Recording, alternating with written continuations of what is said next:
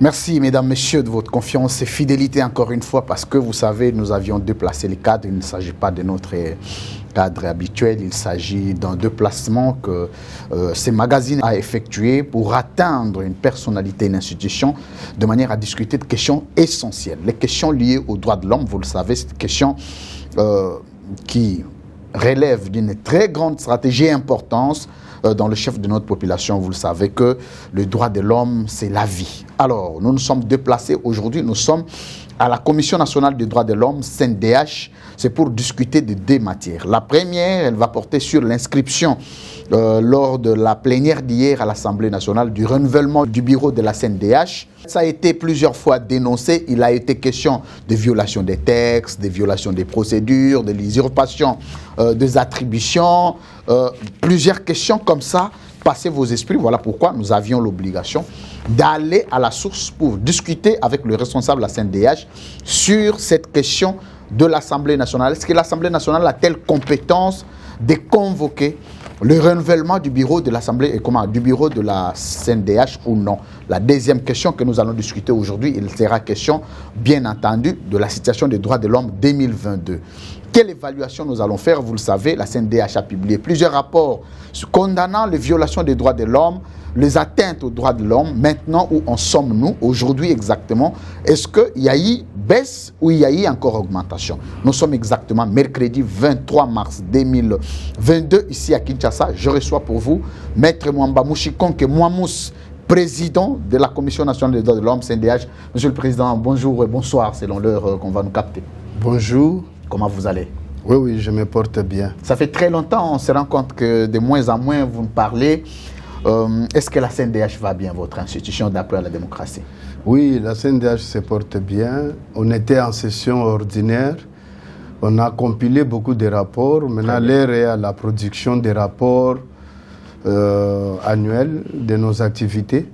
Et dans ces rapports, il y aura aussi une grande partie consacrée à la situation des droits de l'homme pour l'année 2021. Très bien. Alors, en passant, on voulait quand même vous féliciter pour le grand travail que vous faites à la tête de cette institution. On doit le rappeler que vous l'aviez eu comme un enfant qui n'était pas encore né. Il fallait façonner, il fallait définir une politique, une philosophie. Aujourd'hui, c'est une très grande institution. Nos très sincères félicitations pour ça.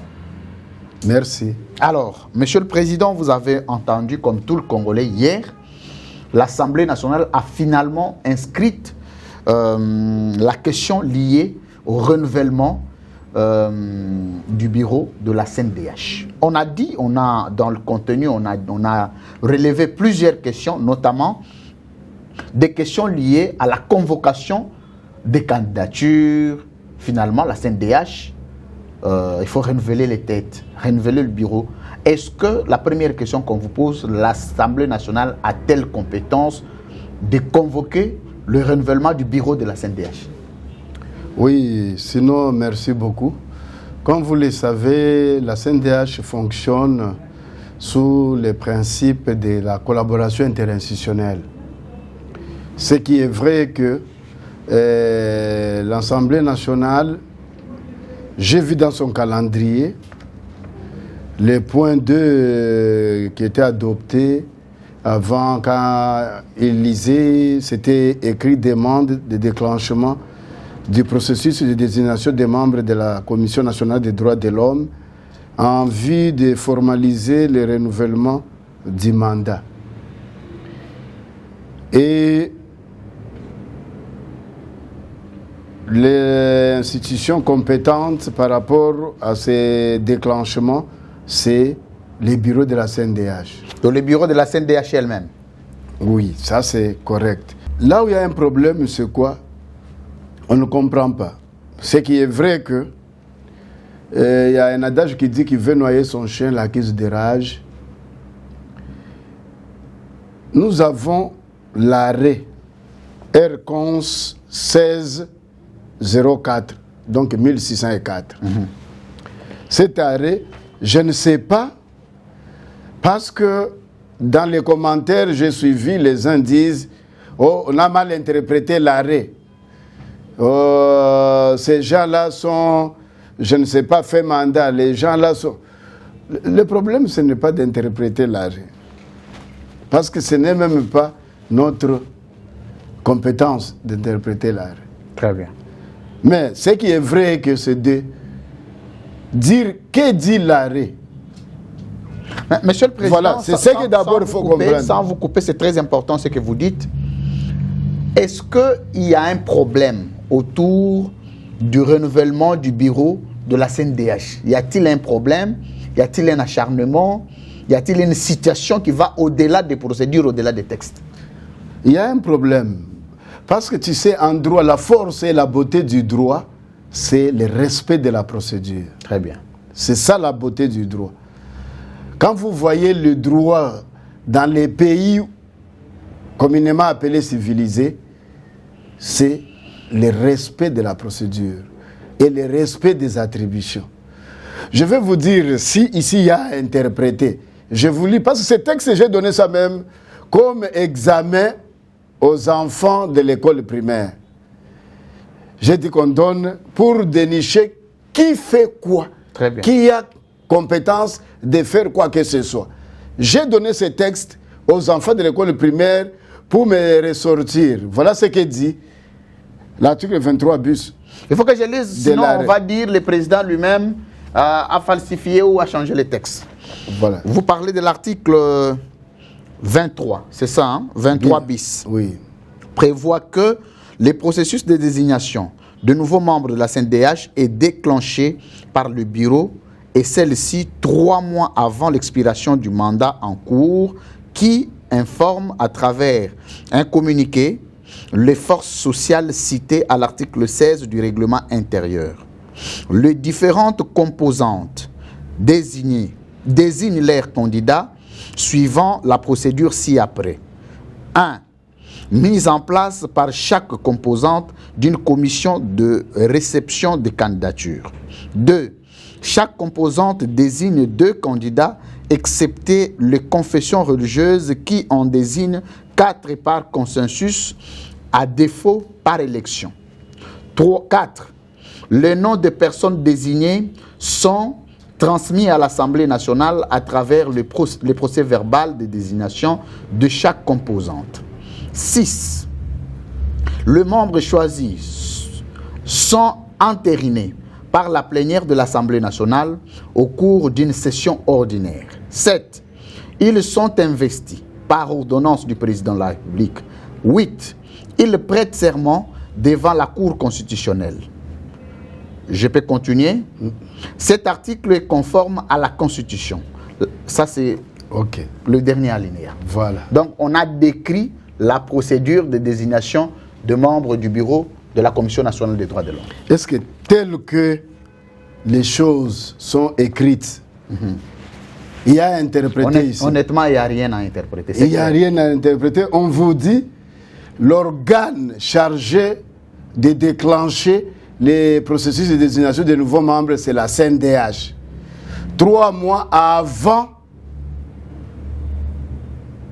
fin mandat en cours. Ça, on dit c'est CNDH. Ils vous disent, l'organe habilité à faire les communiqués pour informer les composantes, c'est CNDH. Mais ce que j'ai suivi à la plénière, on nous montre les communiqués faits par les bureaux de l'Assemblée nationale. En violation de l'article 23 bis. Ça, c'est d'abord l'arrêt. On va arriver encore, vous voyez. Donc, le bureau de l'Assemblée nationale a lui-même convoqué et demandé à ce que... Je vais demander au président, est-ce que les candidatures telles que voulues ou appelées seront déposées à la CNDH ou à l'Assemblée nationale? C'est la question qu'on se pose. Non. Déposer à l'Assemblée nationale, ce n'est pas un problème. Très bien. Mais le problème, qui a la compétence de faire les communiqués? Très bien. C'est la CNDH. Qui a la compétence de déclencher le processus de désignation? C'est la CNDH. Maintenant, moi, je ne me suis pas retrouvé, quand j'ai suivi la plénière, ce sont nos élus, nous les avons élus, pour rendre service, pas seulement aux députés, et rendre service aussi à la population que nous sommes. Lorsqu'il y a un problème qui concerne une autre institution, s'il n'y avait pas le mécanisme de l'article 7 qui nous oblige la CNDH à aller vers l'Assemblée nationale pour présenter son rapport, et après présentation du rapport au débat, on allait organiser, ne fût-ce qu'une réunion inter-institutionnelle. Très bien. Les problèmes, l'Assemblée nationale laisse là où il y a les problèmes, mais va à autre chose. Oh non, ils ont fait mandat, ils ont déjà dépassé ceux qui 10 ans, et tout ça. Et beaucoup de commentaires. Oh, d'ailleurs, ils ont un mandat non renouvelable, ils ont ceci, tout ça. Nous, ce n'est pas ça le problème. Prenons l'hypothèse où nous sommes, selon eux, fait mandat. Comment faire? C'est ça. Supposons qu'aujourd'hui, on nous dit que nous sommes vraiment fait mandat. Est-ce que fait mandat, vous l'êtes? Mais c'est ce que je vous dis, vous avez lu vous-même l'arrêt. L'arrêt, vous avez lu, il vous dit quoi? Avant l'expiration du mandat en cours. Là, la Cour s'exprime en quelle date? C'est après l'ancien mandat. Il vous dit avant l'expiration du mandat en cours. Ça, c'est la Cour qui vous dit.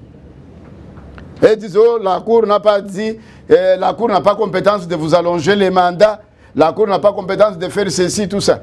Alors, moi, je me suis dit, bon, nous sommes tous en RDC.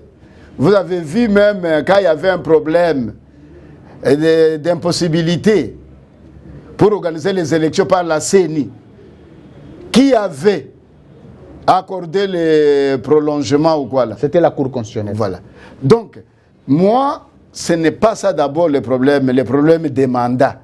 Les mandats, parce qu'il neige, qu'il pleuve, les mandats terminera. Ou même s'il veut, parce que l'Assemblée nationale, c'est la plus forte institution vis-à-vis de la CNDH. Donc, pour l'Assemblée nationale, on peut écraser la CNDH comme on veut. Ça, ce n'est pas un problème. Non, mais Monsieur le Président, on ne va pas écraser la CNDH aussi de la manière qu'on voudrait, parce que l'Assemblée nationale et la CNDH, toutes les institutions sont soumises au respect des textes. Moi, je sais que je vous dis que le problème qui est là, on dit qu'on a mal interprété l'arrêt. Ou on a mal interprété. Le fait de dire que la compétence pour la CNDH, c'est de déclencher. Premier élément. 2, de faire les communiqués à l'endroit de ceci. 3. Mais lorsqu'on dit c'est la CNDH, vous changez là, on a dit bureau de la CNDH, vous mettez bureau de l'Assemblée nationale. Et vous dites que la CNDH a mal interprété. Bon, nous disons le monde à l'envers maintenant. Maintenant, ça c'est le premier élément. Oui. On arrive, moi j'ai bien apprécié quand il citait les tirés en termes des points. Vous voyez là, on a accordé la compétence. Vous êtes arrivé vers 5e point, je pense.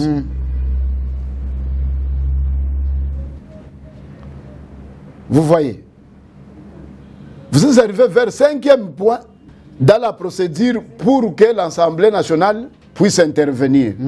C'est-à-dire... Parce qu'on a fait, Monsieur le Président, on a scindé les compétences relevant de la CNDH, et c'est le relevant des composantes et l'Assemblée nationale et du président de la République et de la Cour constitutionnelle. C'est clair, donc on sait cela que ça, veut dire que l'Assemblée nationale ne peut pas arriver à ce point-là, inscrire les points antérieurement, sans que les autres points de la procédure soient déclenchés.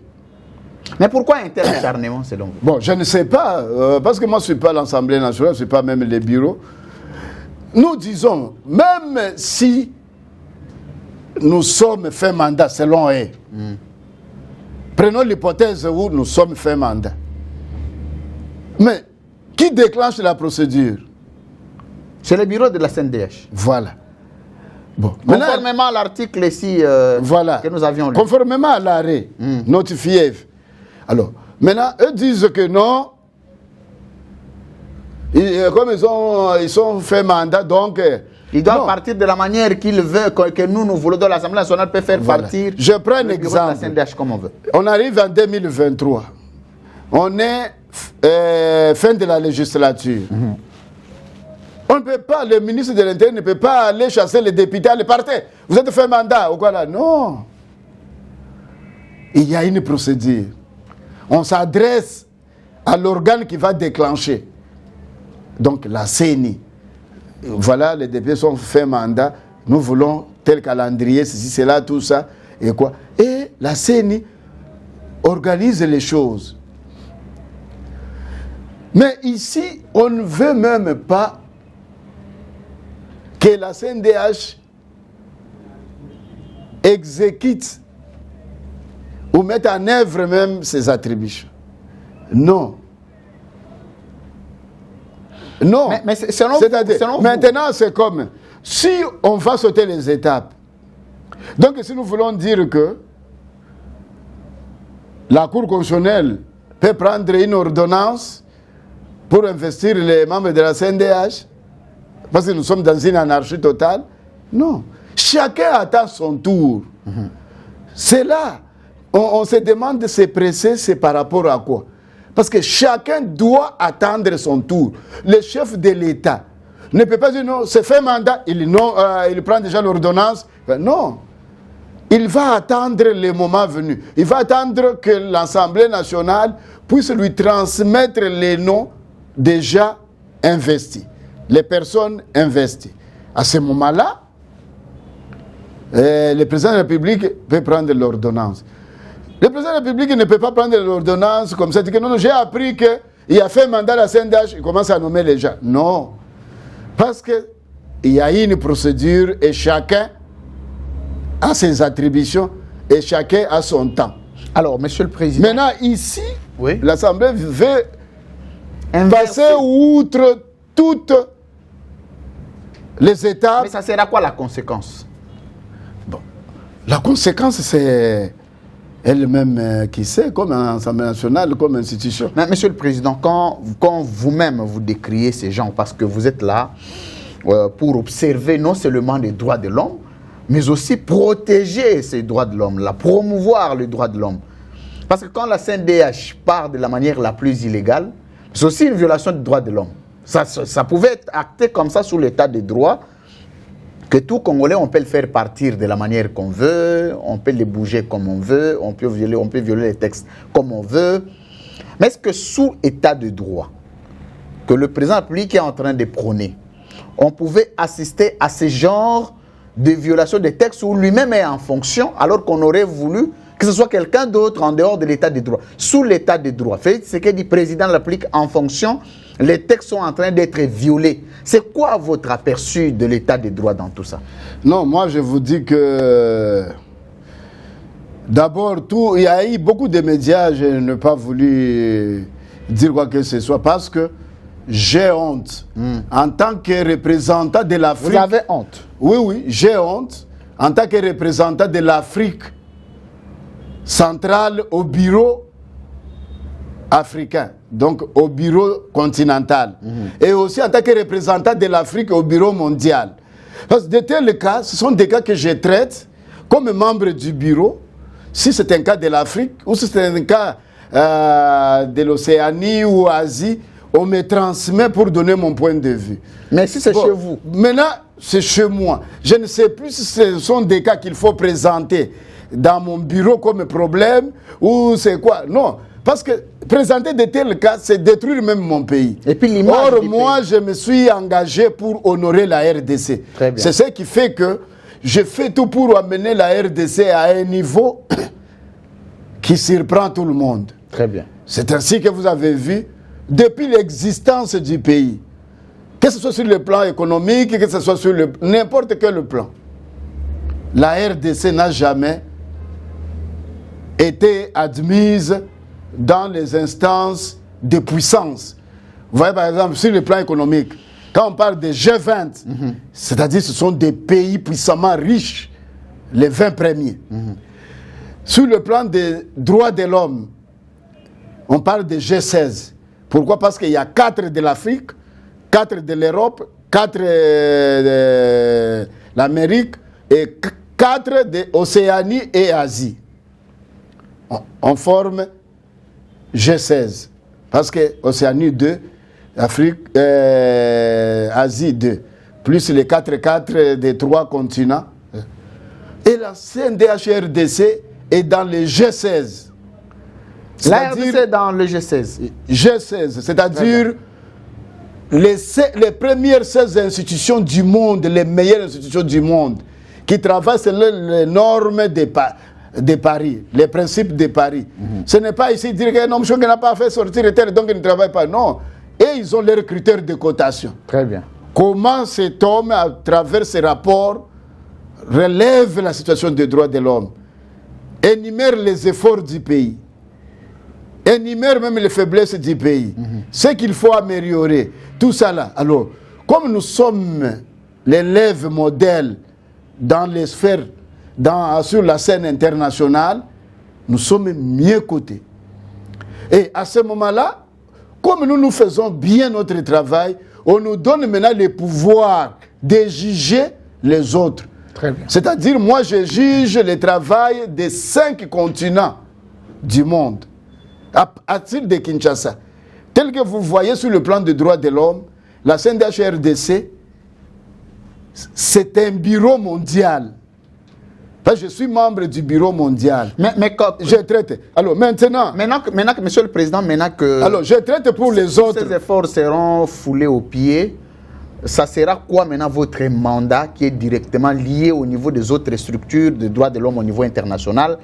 Qu'adviendra-t-il si directement ou subitement on met fin à votre mandat de façon illégale? Ça va devenir comment? Le Congo continuera à être représenté ou finalement notre mandat de l'autre côté sera aussi cassé? Vous savez, moi je suis dans la logique, c'est de la sagesse de Salomon. Hein. Très bien. Quand les 2 femmes se sont précipitées l'enfant.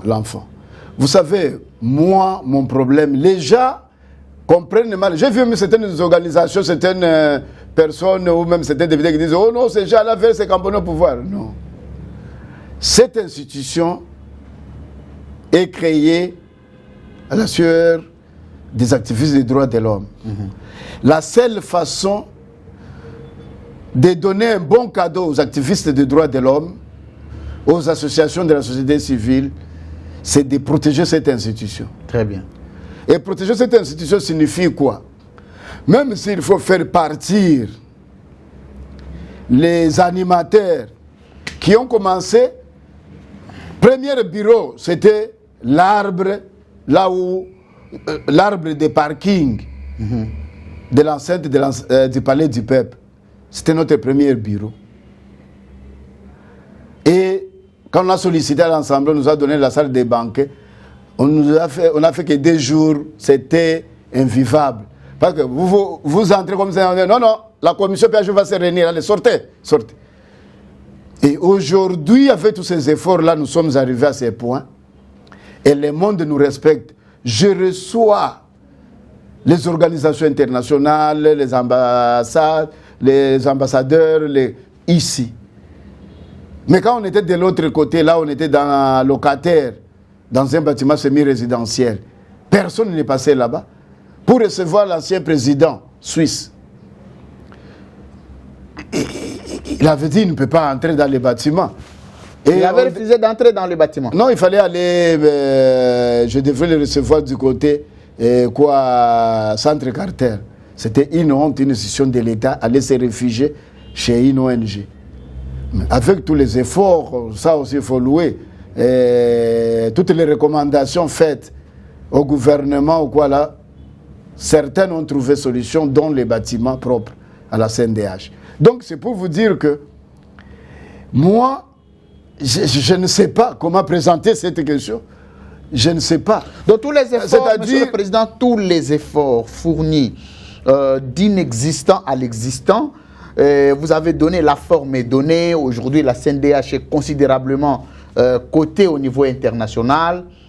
Mais face à ces problèmes des textes, des violations des textes, nous allons appeler ça usurpation de pouvoir par l'Assemblée nationale. Vous pensez qu'à qui incombe la première responsabilité? Selon ce que vous constaterez, c'est qui, et c'est à qui nous devons regarder si le président pouvait suivre cette émission, ou les autorités qui auront certainement un mot, qu'il s'adresse à qui, effectivement? Non, moi, mon problème, c'est que les hommes passent, les institutions restent. Très bien. Ça, c'est le premier élément.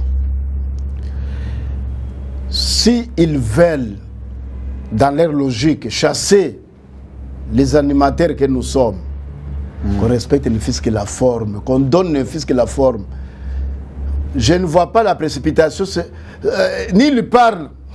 Dans la forme dont personne, on laisse au bureau de la CNDH le plein pouvoir de déclencher le mécanisme du renouvellement du bureau. Exact, ça c'est de un. Comme ça, nous-mêmes, nous prenons nos responsabilités pour dire que non, on a quitté parce que, soit l'opinion, soit ceci, on nous a dit que vous êtes fait mandat, peut-être, et on les fait comme ça. Pourquoi? C'est pour ne pas couper l'enfant en deux. C'est ça. Bien. C'est-à-dire, dire à la CNDH, voilà, selon et nous prenons l'hypothèse selon laquelle vous êtes fait mandat. Pour cette hypothèse, nous voulons déclencher la procédure. Nous vous donnons autant de ceci, déclencher la procédure. Et à ce moment-là, la CNDH déclenche la procédure, même 10 minutes s'ils veulent. Les mêmes composantes qui ont fait, ils vont reprendre les mêmes choses, même sans les reprendre, ils disent OK, et ils font ce qu'ils ont fait, et tout ça. Au moins, on épargne l'Assemblée nationale dans la théorie des violations ou d'usurpation des pouvoirs.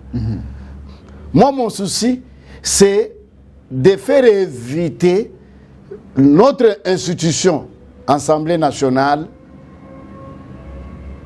de chercher à usurper le pouvoir d'une institution nationale des droits de l'homme. Ce n'est pas propre. J'ai dit vraiment entre les lignes, pourquoi? Parce que je suis en train de me demander qu'est-ce qui se passe dans notre pays. Est-ce qu'il y a un problème? Supposons même nous sommes dans l'hypothèse où l'Assemblée nationale n'a pas à faire. N'a pas à faire. On ne peut pas se donner le travail. Est-ce que cela veut dire qu'il va se donner le travail de la CNDH parce que l'Assemblée nationale n'a pas à faire? Non. Vous voyez. C'est pour cette raison, ça me gêne vu ma position. Et sur le plan africain, et sur le plan mondial. Même sur le plan sous-régional, parce que je suis le représentant, si je vais parler en termes de CNDH, je suis la représentante de toutes les INDH de l'Afrique centrale au bureau. Mais est-ce que, Monsieur le Président, ils sont déjà au courant de cette affaire-là? Non, j'espère qu'ils sont au courant. Ils sont au courant, ils savent. Ils sont au courant. Mais ça peut être quoi la conséquence au niveau international si demain cette question est débattue au niveau de Commission nationale des droits de l'homme au niveau international? Cette question, une fois débattue, ça peut être quoi la conséquence ou la répercussion au niveau de notre pays? Non, jusque-là, je n'ai pas encore fait les rapports. Non, j'ai dit si demain... Non, c'est ce que j'ai dit.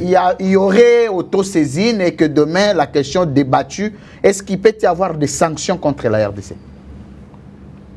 Mon frère, ce que nous oublions, il y a un adage qui dit que lorsque tu ne passes pas nuit dans une maison, tu ne peux pas connaître là où ça sointe. La Commission nationale des droits de l'homme, aux yeux de tout le monde, on pense que c'est une petite institution qu'on peut écraser comme des mouches ou quoi là.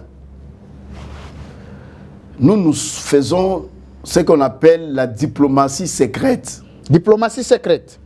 Cela veut dire quoi? Toutes les autorités qui viennent ici du monde extérieur passent toujours par la CNDH sans caméra. Ce que les gens ne connaissent pas. Passent toujours par la CNDH. Très bien. Et donc ça prouve la crédibilité de la CNDH. Je vais vous dire aussi que le climat des affaires, les investisseurs ne peuvent à aucun cas investir dans un pays réputé pays violateur des droits de l'homme. Très bien. Parce qu'ils se renseignent. Ça, c'est le premier élément. Mais nous, dans nos efforts, nous montrons les avancées. On est interrogé dans l'informel. C'est ça la diplomatie secrète. Très bien. Mais aujourd'hui, on nous interroge, on pose des questions. Je vais vous dire, il y a eu beaucoup de voyages pour chercher des investisseurs. Pourquoi ils ne viennent pas? Pourquoi ils ne viennent pas? Donnez quand même ce secret-là, Monsieur le Président. Il n'y a pas de secret à donner. C'est pour vous dire que ils ont leur interprétation. De quoi? C'est pour cette raison nous avons initié les réunions mensuelles. Quand les ONG parlent, on a violé, on a violé, on a violé. Ce n'est pas des bons slogans. Ce n'est pas des bons... Donc tout ce qui se dit ici est directement transmis au niveau international. Et mais lorsque vous dessinez votre pays en noir, ce n'est pas bon. Très bien. Maintenant, ce que fait la CNDH, c'est dessiner, donc aménager, dire que non, nous ne sommes pas seulement que noirs. Voilà les efforts. C'est ce que vous voyez même dans nos rapports, nous donnons d'abord les efforts. C'est toujours équilibré. Équilibré. Nous donnons les efforts. C'est-à-dire quoi? Nous sommes une institution. Nous sommes l'État. Et l'État ne peut pas se détruire. C'est ainsi que quand on accorde la parole au Conseil des droits de l'homme, on donne la parole au gouvernement. Est-ce que, Monsieur le Président, ça ne serait pas de l'hypocrisie, le fait de dire qu'on ne peut pas se détruire pendant qu'il y a violation des droits de l'homme, violation des textes? Vous ne le dites pas peut-être pour bien être coté, mais en soi, le peuple non, ce n'est pas de l'hypocrisie, c'est de la sagesse. Sagesse. Pourquoi? Moi, je me suis engagé dans ma lutte faire parler de la RDC. Quand j'ai pris le pouvoir, j'ai d'abord parlé que les mandats étaient dédiés à la non-conflictualité. Non-conflictualité, c'est important. Donc, pas de conflit avec les autres institutions. Même si une institution me provoque, me piétine, je fais voir l'institution, attention. Vous êtes en dehors des normes. Est-ce qu'on peut revenir? Parce que nous jouons le rôle de conseillère comme CNDH de toutes les institutions dans le domaine des droits de l'homme. Très bien. Nous sommes la première conseillère. Et c'est ce qui fait que nous disons à d'autres institutions, attention. Se comporter comme ça, nous violons les droits de l'homme. Aller comme ça, nous violons les droits de l'homme. Alors, Monsieur le Président, maintenant que le constat est fait clairement devant tout le Congolais, que la plénière a statué sur la question, qu'adviendra-t-il? Non, moi je pense que c'est le respect. Même ils ont programmé, oui, mais il faut laver ces programmes-là. Donc il y a possibilité de revenir quand même à la raison? Pas de revenir à la raison, c'est-à-dire il n'y a même pas de raison ici. Il y a seulement le respect de la procédure. Oui, mais pour l'Assemblée nationale, revenir à la raison, c'est-à-dire qu'au lieu de maintenir cette décision... Non, ils peuvent maintenir, c'est-à-dire maintenir l'entérinement, ce n'est pas un problème, c'est dans leurs attributions. Mais avant d'arriver là-bas, il y a des étapes qu'il faut respecter. Et là, ne fût-ce que par la forme, il faut faire respecter ces étapes-là. Parce que mon problème est qu'il ne faut pas qu'on condamne mon pays pour non-respect. Très bien. Nous sommes là pour protéger les droits des autres. Et aujourd'hui, on veut violer nos propres droits. Monsieur le Président, en passant, une petite question me vient en esprit. Quelles sont les sanctions que les structures internationales de droits de l'homme prévoient lorsqu'un État n'arrive plus à observer strictement le droit de l'homme? Ce sont quoi les sanctions et qui on sanctionne personnellement ou quelle est l'institution et quelles sont les mesures auxquelles nous pouvons être passibles? Non, vous savez, dans le secteur des droits de l'homme, la première des sanctions, c'est la publicité. La publicité? La publicité, c'est une mauvaise sanction. Donc on vous vend en mal? Lorsque nous sommes pointés, quoi. Et c'est ce que je ne veux pas. Vraiment, je ne veux pas que notre Assemblée nationale soit vue comme une institution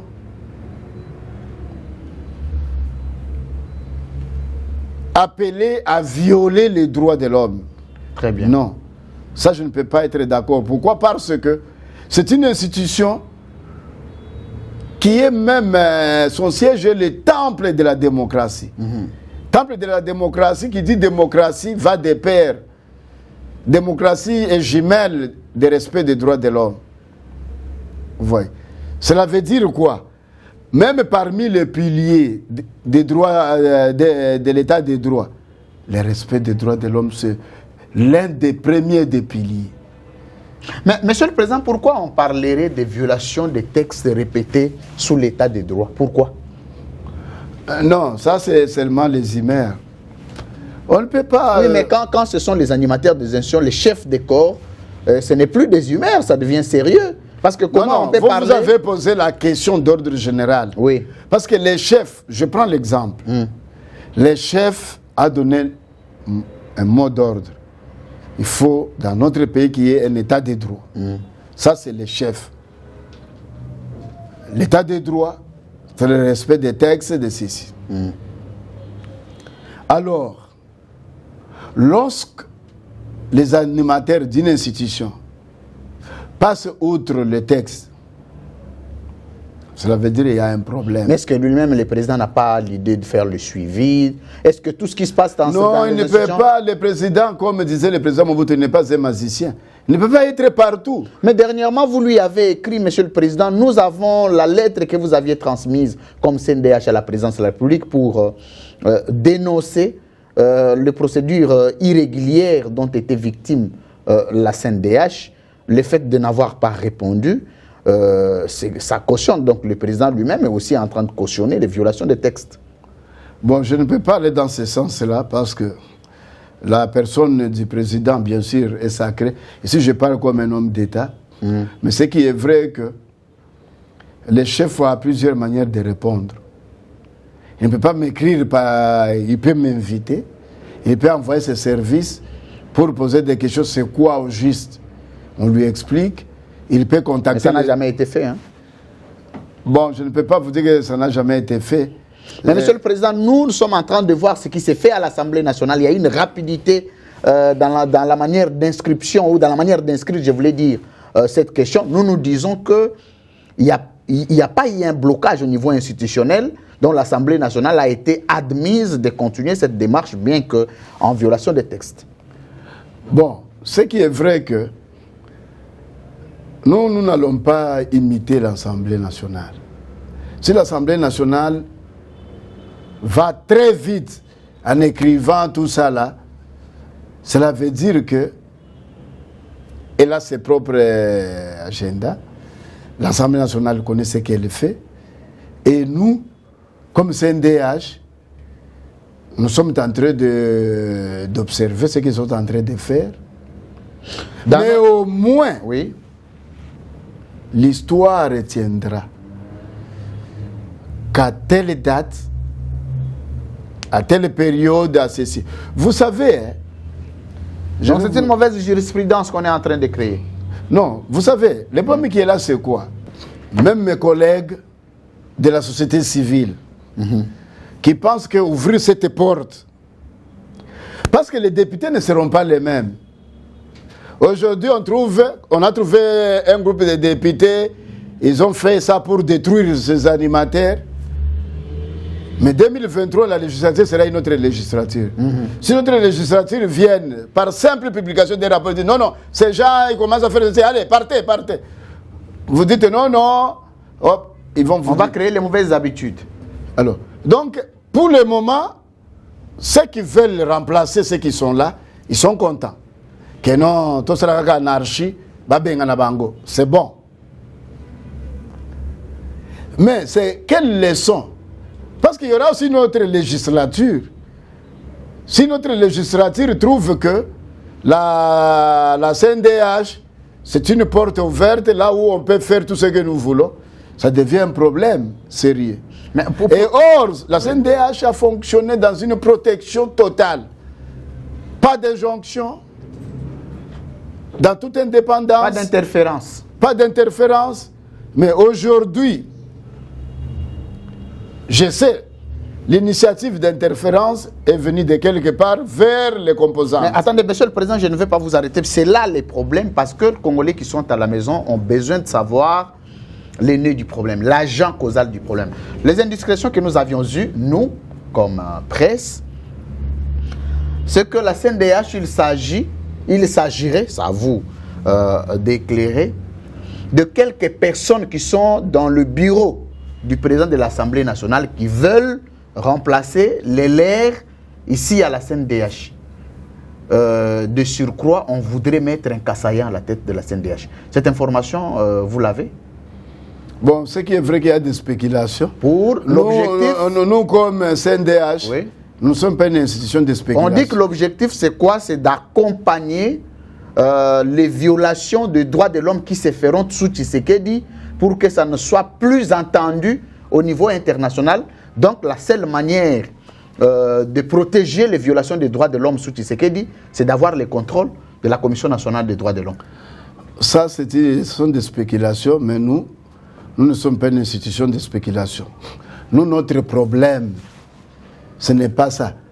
Moi, même si on dit qu'il faut mettre un Kassaïen, il est congolais. Le Kassaïen, c'est un Congolais. Mais l'agenda, on est en train de parler de l'agenda. Même si on dit qu'il faut les remplacer par un Mukongo, un Mungala, un ceci, c'est un Congolais. Ça, c'est le principe. Tout celui qui peut me remplacer, c'est un Congolais. Même moi, j'étais là comme Congolais. On ne peut pas me dire non, il faut les remplacer par un Kassaïen. Ça, ce sont des spéculations. Je ne peux pas entrer dans ces spéculations. Bon, à la limite, un Tshisekidiste. Même qu'il soit qui, ça doit être qu'un Congolais. C'est ce que dit la loi. Et dans les critères, hein, Monsieur le Président. On ne va pas mettre un politique à la tête d'une nation d'après la démocratie. Moi, je dis, quelle que soit la personne qu'on peut mettre, je m'imagine, c'est un Congolais. Je ne dois pas entrer dans des polémiques, de dire non, on veut mettre... C'est là qui disent...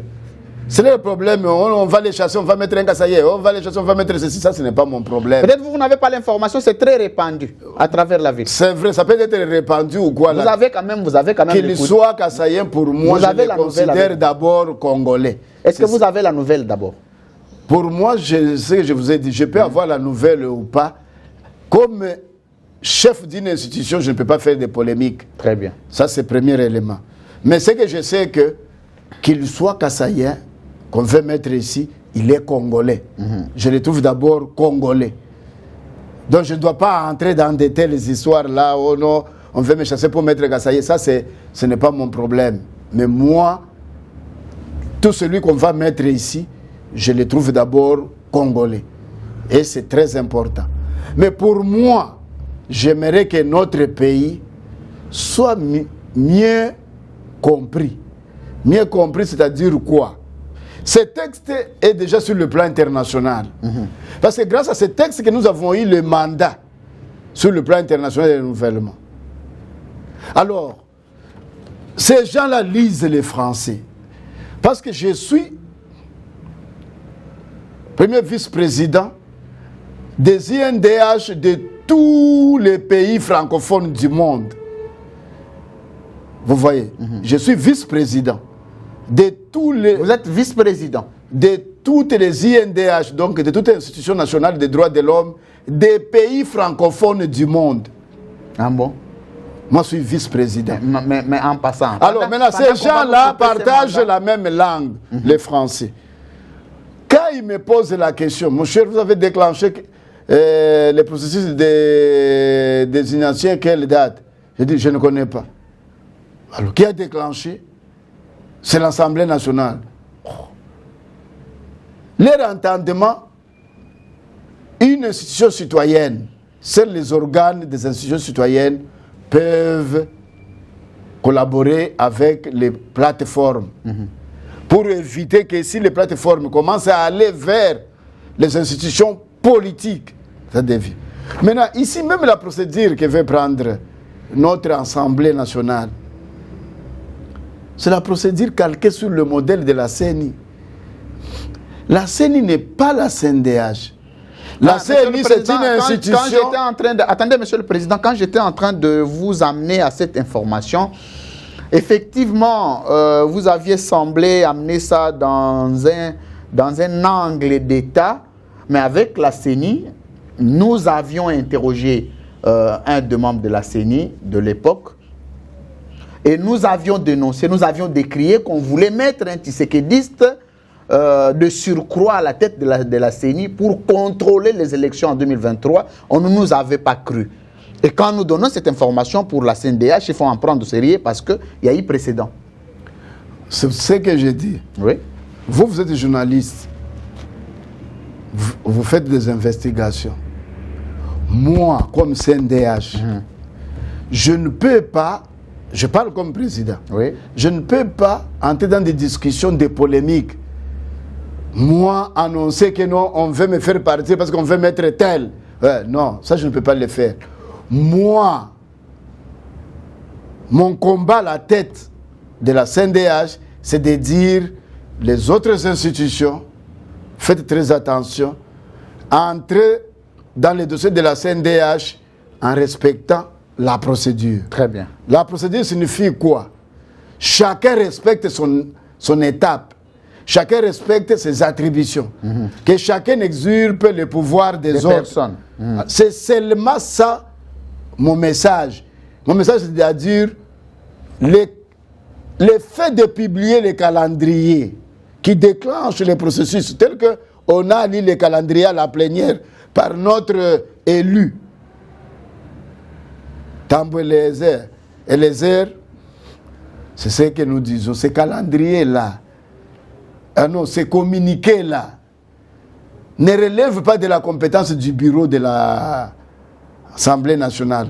Les communiqués signalés au niveau de l'arrêt comme domaine réservé de la CNDH. Alors, si eux veulent même refuser les éléments de l'arrêt que non, nous, la CNDH, nous interprétons mal, est-ce que moi, je peux envoyer ces textes en France? Comme ça, on peut nous aider avec l'interprétation là-bas. Voilà. Parce que c'est un texte clair. Mais on nous attribue... Mais ça complique l'Assemblée nationale. Non, je ne sais pas. Mais on nous dit que la CNDH a mal interprété les textes. Merci. L'arrêt. On a interprété où? Quand on vous dit que... Le texte est clair. Quand on vous dit que les bureaux de la CNDH déclenchent les processus de désignation et il est fait par communiqué. Mais l'Assemblée nationale déclenche et dit les bureaux de l'Assemblée nationale.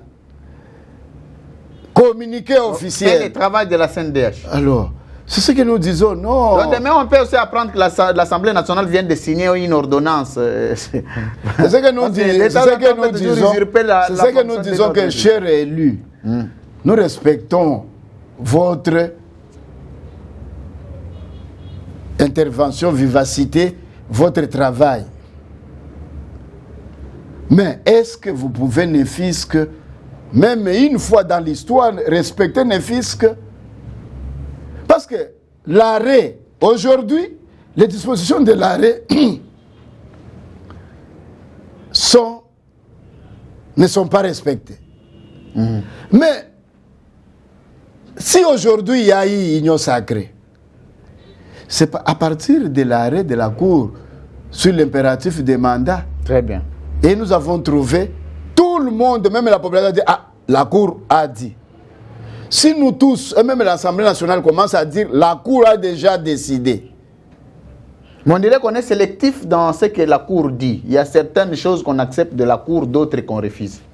Ça, ce n'est pas mon problème. Ça, ce n'est pas mon problème. Moi, mon problème, c'est de dire, ce n'est pas trop tard pour l'Assemblée nationale. Vous savez, quand on parle de blanchissement d'argent, c'est-à-dire c'est de l'argent sale qu'on fait laver.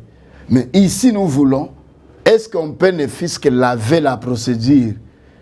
C'est toujours l'Assemblée nationale qui en sortira grande. Merci. Laver la procédure. Très bien. Merci beaucoup, Monsieur le Président. À ce moment-là, ça nous met à l'aise. Quand on dit, nous disons non, non, nous avons déclenché. Même si on déclenche en une minute, l'Assemblée nationale a joué son rôle d'entériner. Maintenant, ici, l'Assemblée nationale veut entériner sur base de sa procédure. et non sur base du déclenchement de la CNDH. Très bien. Merci beaucoup, Monsieur le Président. Mesdames, Messieurs, vous suivez ces magazines. C'était annoncé, nous recevions pour vous le Président de la Commission nationale des droits de l'homme, Maître Mwamba Mouchinkonke Mwamous. Alors, Monsieur le Président, on va passer rapidement à la dernière question que je vais vous poser, mais cette fois-là, sur une question générale des droits de l'homme, l'évolution des droits de l'homme en 2022, sous état de droit, sous union sacrée, sous Félix Tshisekedi. Monsieur le Président, devant le Congolais qui vous regarde, est-ce que peut-on dire qu'il y a des avancées ou il y a des régressions en matière de violation des droits de l'homme depuis cette année 2022? Oui, je peux vous dire qu'il y a des avancées. Ok. Il y a des avancées dans les domaines par rapport à la situation des droits de l'homme, mais beaucoup ne reste pas faire. Beaucoup ne reste pas faire. Il y a des avancées. Il y a eu l'engagement politique du chef de l'État pour améliorer tel secteur, tel secteur. Monsieur le Président, vous pensez que les engagements verbaux suffisent pour que ça soit une avancée? Voilà, c'est là. Le droit de l'homme d'abord, c'est quoi? C'est lorsque vous vous engagez sur le plan international en concluant des traités, d'autres appellent conventions, protocoles, quoi.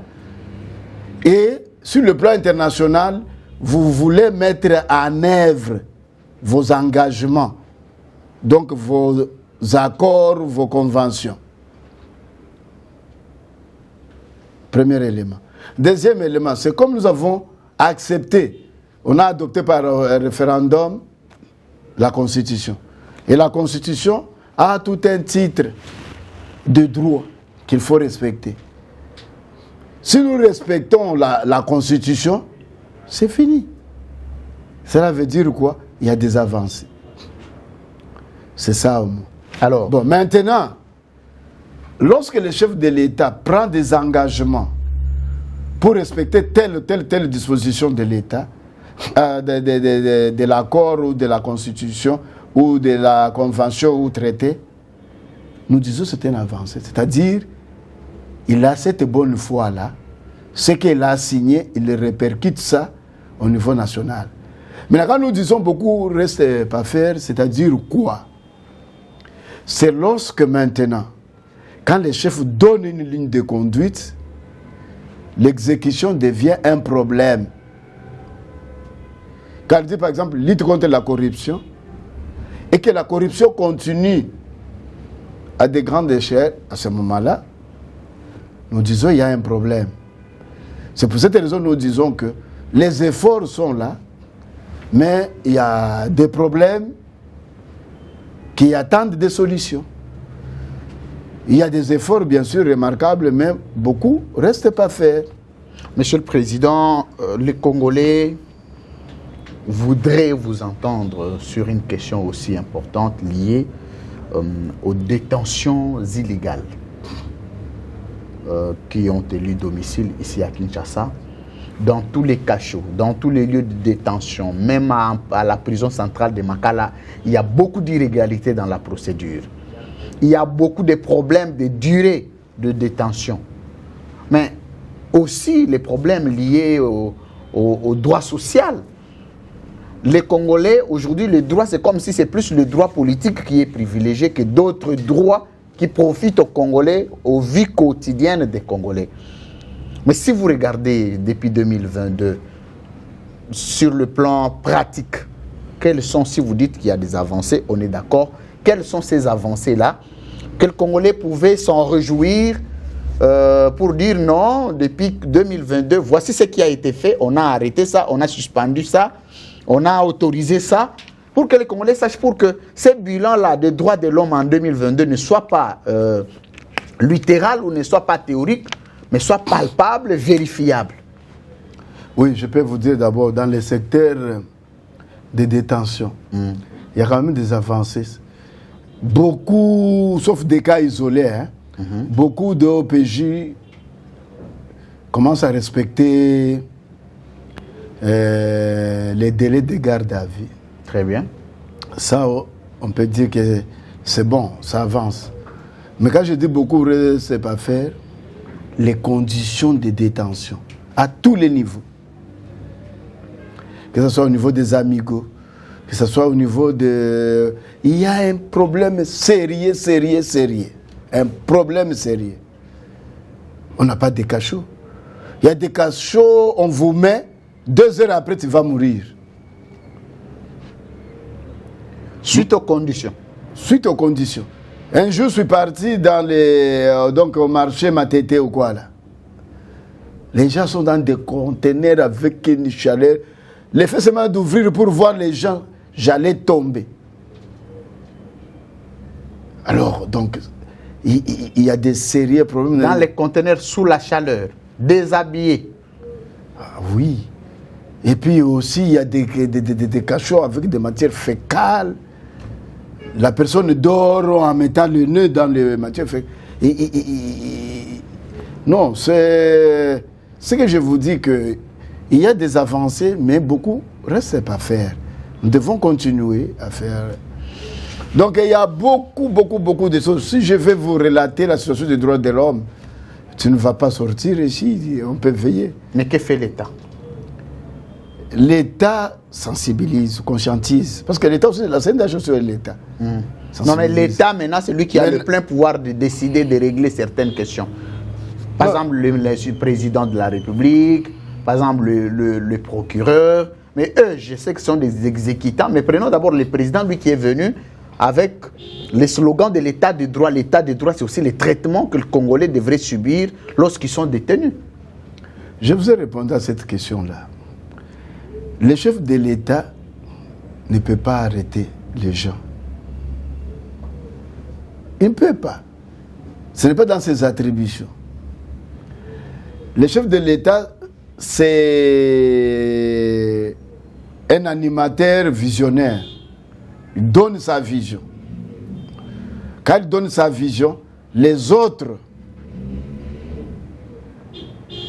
institutions commencent à implémenter cette vision. Mais lorsque, c'est comme dans un système, lorsqu'un élément du système sort dehors, tout le système est perturbé. Donc c'est ça. Vous voyez, on avait applaudi quand le chef de l'État avait fermé tous les cachots secrets, tous les cachots de l'ANR, ceci, tout ça au début. C'était pas fermé, hein, Monsieur le Président. C'était juste une parole. Bon, c'était suspendu. On avait mais ça continuait toujours à opérer. Bon, peut-être. Pendant cette période-là, il y a des gens qui étaient toujours détenus à l'ANR. Bon, ça, ce que moi j'avais observé, il y avait quand même une suspension et après ça avait repris.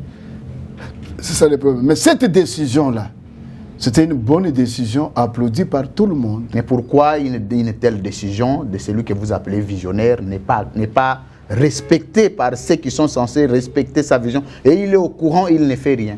Non, c'est ce que je dis que un visionnaire donne le mot d'ordre. Quand le mot d'ordre... Et assure le suivi aussi, hein, Monsieur le Président. Oui, quand le mot d'ordre n'est pas respecté, il sanctionne. À ce moment-là, il y a un problème. Il sanctionne. Non, il sanctionne aussi, c'est lui qui a la compétence de sanctionner. Oui. Parce que le chef de l'État ne peut pas révoquer un agent de la fonction publique qui demande, par exemple, des pourboires. Le chef de l'État ne peut pas aller révoquer. Les policiers ici, vous voyez, des circulations routières. Mais il faut toujours instruire à leurs autorités de prendre des mesures. Parce que ça va à son image. Il instruit. Maintenant, si l'autorité n'exécute pas, c'est à ce moment-là... Mais comme chef de l'État, Monsieur le Président, il a toujours la possibilité, parce que quand il s'agit du policier, il appelle par exemple le général. Quand le général ne répond pas, il appelle le ministre de l'Intérieur. Il a toujours le pouvoir, à travers ses bras, pour demander une sanction. Parce que quand vous parlez, par exemple, de magistrats, il a toujours la possibilité de voir avec le ministre de la Justice, avec le Conseil supérieur de la magistrature, pour voir de quelle manière il faut quand même régler cette question dont il a une vision. Mais quand il laisse ça, ça donne l'air que lui-même n'a aucune idée de ce qu'il fait. Non, ce n'est pas ça. Non, on ne peut pas parler comme ça. Nous allons dire que le chef a donné un ordre, mais cet ordre-là n'était pas respecté, donc il y a un problème. C'est pour cette raison que je vous ai dit qu'il y a des avancées, Mais beaucoup restent pas faire. Parce que nous n'allons pas juger le chef de l'État en dehors de ses attributions. Vous voyez, on juge le chef de l'État par rapport à ses attributions. Là, nous pouvons dire que non, ici, il y a un problème. Donc, si on arrête un policier qui arrête, qui ligote, qui torture, et quoi, nous n'allons pas mettre ça là, sur la tête du chef de l'État, que non, voilà, c'est lui qui a... Non. Cela veut dire quoi? Nous allons voir les préposés. Mais lui, le président de la République, en passant, lui, le président, il mettait toujours sur le dos de Kabila. Lui-même, en étant opposant, il disait que c'était sur le dos de Kabila. C'est normal qu'on mette sur son dos aussi, hein, monsieur le président. Non. Vous savez ce que je vous dis que moi, toute compréhension polémique, ça n'entre pas. Parce que cette institution n'est pas créée pour faire des polémiques sur des sujets, soit à caractère politique ou quoi. Mais nous, notre rôle, c'est d'éclaircir les gens. Très bien. Que jugeons les gens par rapport à leurs attributions. Il ne faut pas juger les gens par rapport à des attributions des autres.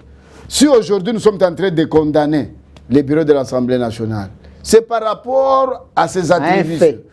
Nous disons, vos attributions, ce n'est pas ça. Vous voulez prendre les attributions des autres. Est-ce que vous pouvez laisser ces gens-là exécuter? Très bien.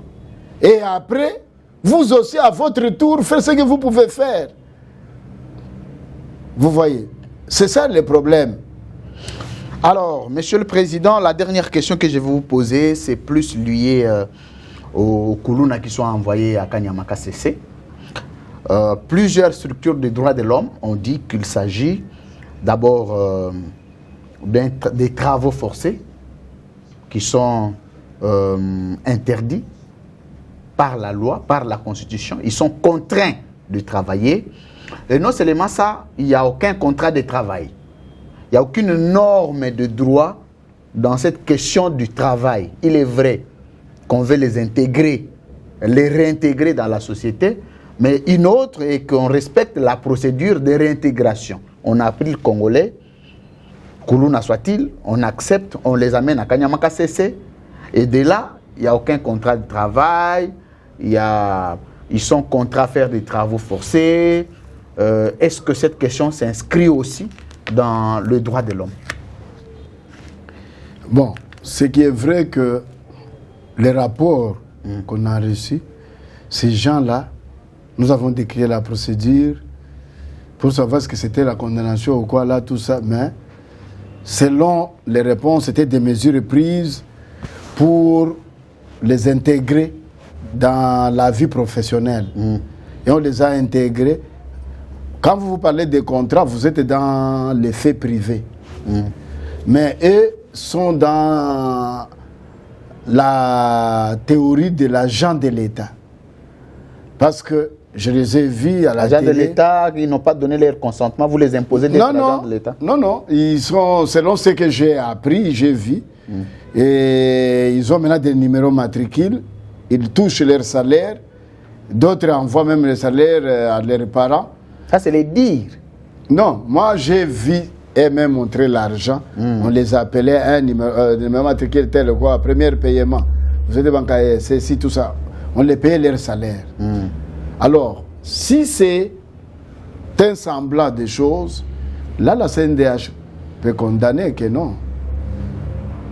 Mais si on les a appris pour leur donner du travail, pour les faire déplacer des mauvais comportements dans la société, pour être les enfants de la société. Les motifs pour eux, c'était la vie difficile. Et si maintenant on les facilite la vie, là, nous pouvons dire, OK, parce que nous luttons aussi contre le chômage. Très bien. Parce que toute personne a droit à un travail décent. Mais si par ces canaux-là, c'est pour leur donner du travail, et qu'ils ont eu le travail, et que c'est pour les former, ils ont été formés, ils ont travaillé correctement, et maintenant il y a d'autres qui sont devenus menuisiers, les autres quoi là, oui. Mais il y a d'autres aspects, toujours des droits de l'homme qu'il faut observer. Voilà. qu'il faut observer. Merci. C'est la procédure. C'est très important, Pour Monsieur les le amener. Président. Ça valait la peine quand même de vous poser cette question comme CNDH, d'avoir cet avis. Nous sommes arrivés à la fin de notre entretien. Vous avez un mot de la fin avant de nous séparer. Non, le mot de la fin, c'est de demander seulement au bureau de l'Assemblée nationale de sauver la République. Sauver la République. De sauver la République, je sais pourquoi. Très bien. Sauver la République, ça c'est de un. De deux, vraiment aimer l'état de droit, c'est revenir à la procédure. Le ciel ne va pas tomber si on formalise la procédure. Et puis, on ne peut pas dire que si on viole les textes, on aura paradis en RDC. Très bien. Non. Ce que je demande, c'est sauver la République. Merci. J'insiste en tant que responsable et je sais de quoi je parle. Merci. Monsieur le Président. Respectons l'article 23 bis. Rentrons à la CNDH pour déclencher. On ne perd rien. On va aboutir au même résultat qu'ils cherchent. Très bien. Merci beaucoup, Monsieur le Président de la Commission nationale des droits de l'homme, Maître Mwamba Mushinkonke Mwamous. C'est avec lui que nous étions en train de nous entretenir sur cette question d'abord des droits de l'homme, mais aussi du renouvellement du bureau, du mandat du bureau de la CNDH par l'Assemblée nationale. Ça crée confusion. Vous avez suivi les éclairages du président de la CNDH. Merci pour votre confiance et fidélité. Merci à toute l'équipe technique qui m'a tenu compagnie. Merci à Gloudine Zita. Merci à Joël Boutandou. Merci à tout le personnel de CML13 Télévision. Monsieur le Président, de nous avoir accueillis dans ce bureau. C'est toujours important de venir à vous comme source pour avoir des informations vérifiables. Les Congolais ont été édifiés par vos réponses. Certainement, s'il y a des questions, il faut continuer à écrire parce que cette émission sera après diffusion à la télé mise en ligne sur YouTube tout à l'heure. Vous pouvez continuer à écrire en bas et vos messages parviendront à la CNDH pour plus d'éclaircissement. Nous sommes arrivés à la fin de notre entretien, Monsieur le Président. Nous vous disons merci de cet accueil et puis au revoir. Merci beaucoup. À très bientôt. Ok, merci.